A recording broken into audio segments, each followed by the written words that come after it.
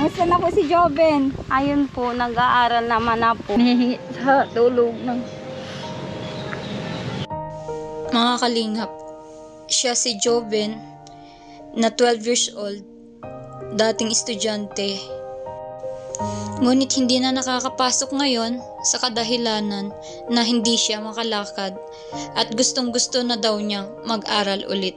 2 taon na ininda ni Joven ang kanyang karamdaman, 2 taon na nagtiis, naalalay lang siya ng kanyang nanay sa kanyang paglakad kung saan man yung gusto niyang puntahan. At may binitawan nga itong bata na ito na nakakadurog ng damdamin. Sana po makalakad na ako. Saan ka na? Para makapasok din po ako. Baka may gusto kang message kay Joven. May mga mapanood man niya sa ano. Anong gusto mong sabihin sa kapatid mo, Jerry? Sana, Joven, magaling ka na para magkasama na tayo. Ramdam ko sa mga kapatid, kapamilya ni Joven na gustong-gusto na siyang gumaling. At eto na nga siya ngayon, nakapasok na uli sa eskwelahan. Dahil nga sa mapagmahal nating sponsor, ay napaoperahan natin si Joven at ngayon ay okay na. Ito. 1, 2, 3, 4, 5. Once again mga kalingap, ngayong araw ay nandito tayo. May babalikan tayo, may kukumustahin lang.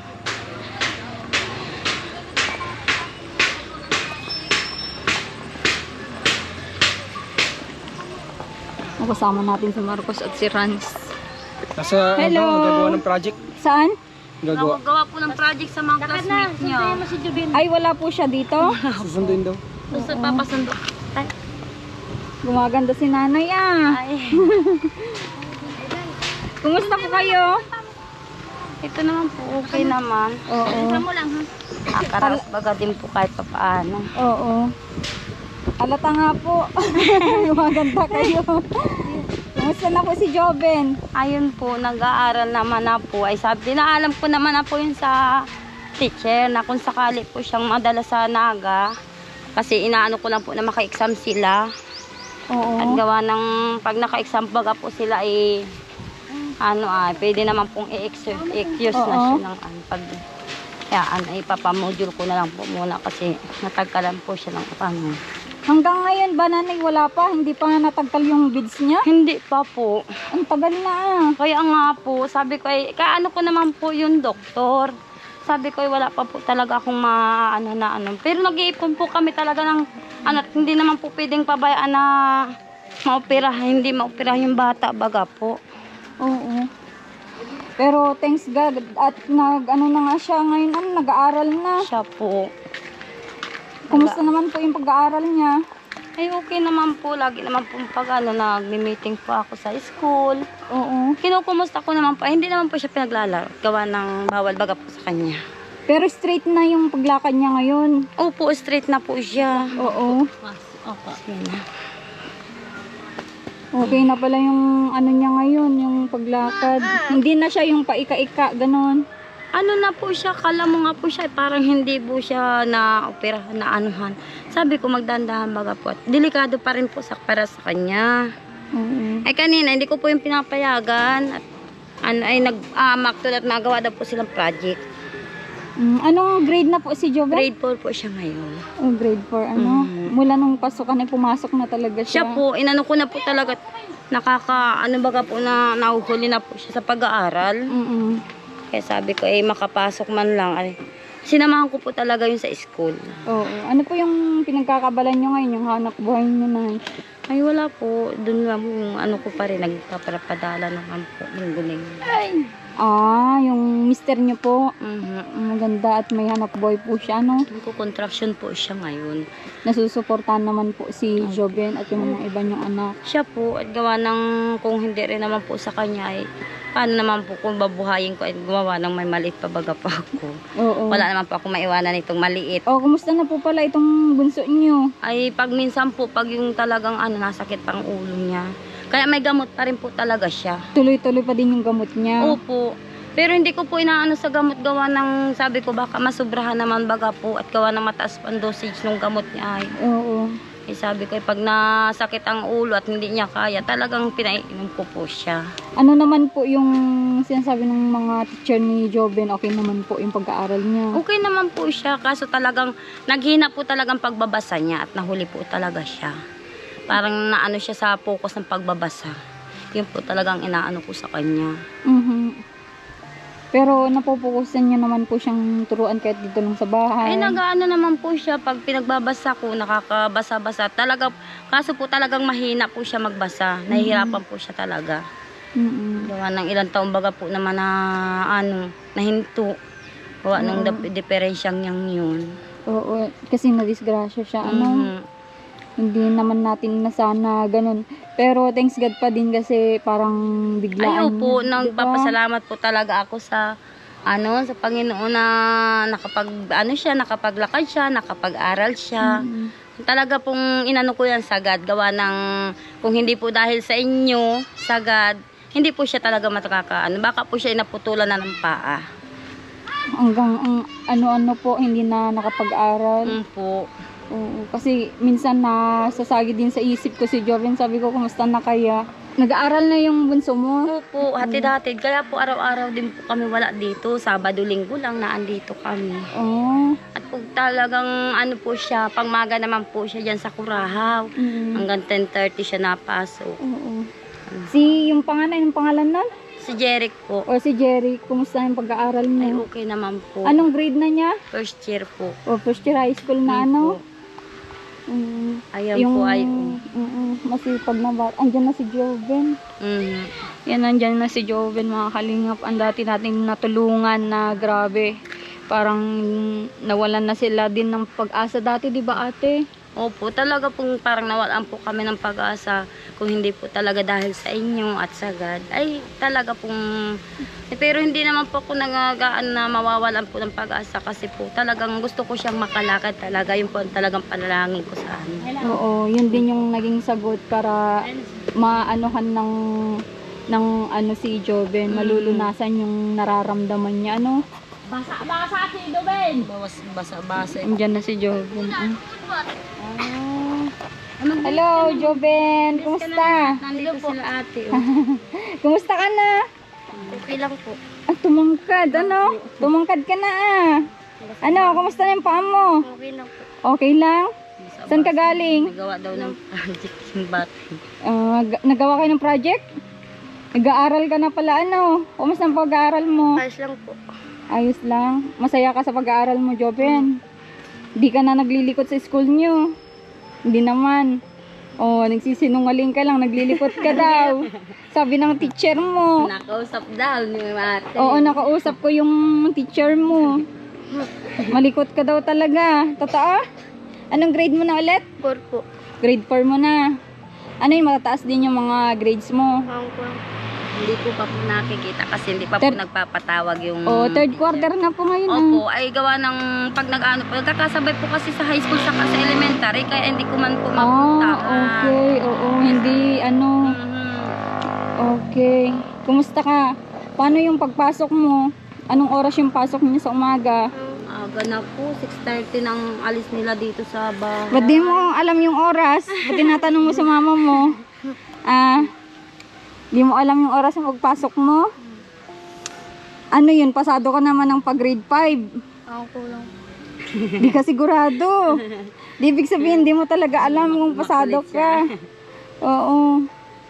Grabe mga kalingap. Ang laki ng pinag-improve si Joven. Papakita ko sa inyo. At ipakita ko din sa inyo yung dating video niya. Di ba, Nay, no? Oo. Lakad ka daw, Joven. Pakita mo. Tingnan nyo, oh. Normal na. Baka nagbabasketball ka na. Ito lang po. Wala ka na bang nararamdaman sa paa mo? Patingin nga yung dating paa mo.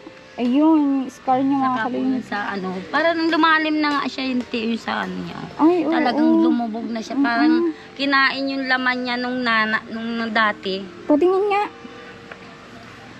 Ay, oo, lumubog. Ano? Wala ka naman nararamdaman na sakit. Wala naman. Okay naman. Oh, thanks God. Kasi naging okay pa din. Nay, ano? Yung po talagang pinagang ko sa kanya, pinagang tanong kasi hindi pa baga po siya natatagalan ng bid sa hita. Yung po lagi kong tinatanong sa kanya na kung may nararamdaman siya sa hita niya, sa ano niya, ay wala naman daw po. Pero kahit po wala siyang nararamdaman, talagang inaasikaso po namin na matagkalan po siya ng ano, ng beach ulit. Oo. Ayan. May maalala ka bang mga tumulong sa iyo para maapa-operahan ka, Joven?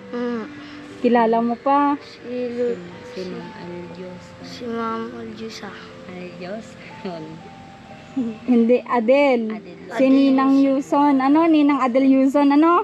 Kasi umuwi siya dati from US. Pinuntahan siya. Ano? Pinuntahan ni Ninang. Ayan, yun naging sponsor mo din dati.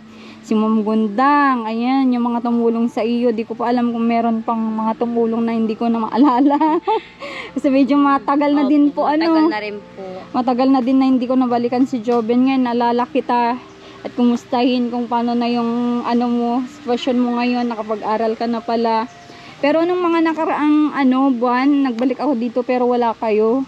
Ay, po, wala po talaga kami nun. Gawa ng, saan baga kami nun. Kasi iniwan ko po itong mga bata dun sa Sa lulahin. Sa lula. Oo. Ay, oo, nagbigay pa ako ng grocery sa kanila noon, di ba, Joven? Opo, yun, napanood Oo. ko po. Ano yun, nakikatulong ka nun? Hindi. Nag-ano pa ako, mamamasukan po sana ako doon kasi yan naiiwan ko doon sa pamangkin ko. Ay kaso nagkasakit naman po yung anak ng pamangkin ko. Umuwi rin po ako nandito. Umuwi ka Opo, din. kasi hindi naman po ako makapagtrabaho at gawa ng may sakit yung hindi naman niya maalagaan din dito. Hindi, nag-uwi ka din. Umuwi din agad. po ako noon. Isang linggo lang po ata ako nandun. Oo. Ingatan mo na yung kalusugan mo, Joven, ha? At yan ay bigay na second chance ni God kasi alam niya, ang sinabi niya dati, sobrang ikot nitong bata na ito, bigyan ko nga ng ng ganito para hindi siya maglikot. Tapos binigyan ka ng second chance, no? Kaya alagaan mo mabuti yung yung blessing sa ni God, blessing niyan na nakapag mapaglakad ka ulit. Paano yun yung allowance mo? Magkano allowance mo sa isang araw? 20-20 po yan araw-araw. 20-20. Nakakasurvive naman po kayo. Kasi man po, minsan po, pag talagang wala po talaga ako at gawa ng lahat na po siya nag-aaral, nagsasabay-sabay ang mga bayarin, nababawasan po talagang baon nila. Oo. Sa baon po sila, kasi half day naman po sila magpasok. Oo. Pinabawasan ko po talaga ng baon sila. Yun talaga pag talagang sabi nga nila kung maiksi ang kumot. Po. Ano? Ngayon nga po, hindi ko siya sa service, gawa ng ang mahal po kasi ng sa amin ng service. Ba't may service po? Di ba malapit lang ang school nila? Hindi po, malayo po school nila sa may barangay hall pa, sa pagpataas pa po Oh, ng okay, barangay. doon pala. Opo, Ba't ay- tinititigan mo ako, Joven? Hindi mo na ako malala? Hindi na? Siyate. Limot mo na yung tumutulong sa'yo dati dito, di mo ako malala? Aba. Nalalaw ba? Si ate mo ba? Oo. Nalimutan na ako. Sa tagal baga naman po Titig, na ate. oo, titig na titig. Ay, may parang kinikilala ka niya. Oo. Sabi ko kanina pang nakatitig si Joven. Ayan mga kalingap. Ito po yung isang accomplishment natin sa ating paglingap. Ayan, may isang batang naoperahan, nakalakad, nakapag-aral na ngayon at congrats Nay at Joven, nakabalik ka na sa school. At ito naman talaga yung Panalangin po namin na Oo. hangad-hagad po namin na tagal na po. Ngayon lang po natupad. natupad at yan. Tsaka sa tiyaga mo din po na nag-alaga sa Ay, syempre kanya. po, wala pong nanay na hindi naman po kakayanin ang diba, dahil sa mga anak lang, di ba po? Lahat po ng mga nanay, kakayanin po lahat ng pagsubok. Tama. Tsaka ka nagkasabay-sabay ka nun. Ito, Siya nga nagkasakit po, din. talagang kala ko hindi na ako aangat na hindi ko nakakayanin yung mga anak na gumaraling. Ay awa naman po ng Panginoon Diyos. Ito po Oo. kami ay Tsaka si Ninang Adel Yuzon, nabigyan din ka ng pambubong. Dati Opo. tumutuloy yung bahay Opo. niya, di ba? siya po, tumutulog po. Ayan, grabe. Ngayon po ay, ayan po baga ay Joven, bigyan kita ng allowance mo, ha? Bigyan mo din yung mga kapatid mo, no? Ikaw ang bahalang kayo ni mama mo, maghati-hati, no? Oh, pang isang linggo mo. Ano sasabihin mo? Salam po. Oo, basta mag-aral kang mabuti, ha? Basahan kung matataas yung grades mo, Joven, para at least man lang kung may blessing si ate, ma-sharean kita, ano? At congrats ulit, nakapag-aral ka na at yan din yung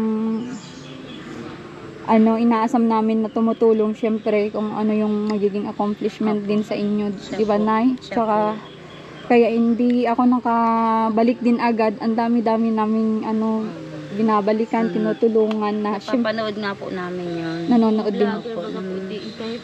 Yung kay sila ate din na nagbablogger dito, yung may sakit po na nanay. Sino po? Yung dito sa may college po. Sino yun? Sino ba kayo? Sila din, napapanood namin. Okay, oo, siguro Yung kami may anak din. na college. Oo, scholar ko din po yun, Opo. yung teacher. Opo. Scholar ko yun, Joven. Kaya paggalingin mo ha, pag alam kong mataas yung grades mo, tuloy-tuloy yung allowance mo na galing sa akin, no? Galing sa YouTube ko. Sige. Sige, Nay, punta Sige muna po, kami. marami po salamat sa pagbisita po ulit Oo. ninyo at nakita po ninyo uli ang kalagayan namin. Okay, sige. Sige po. Okay, bye-bye, Joven.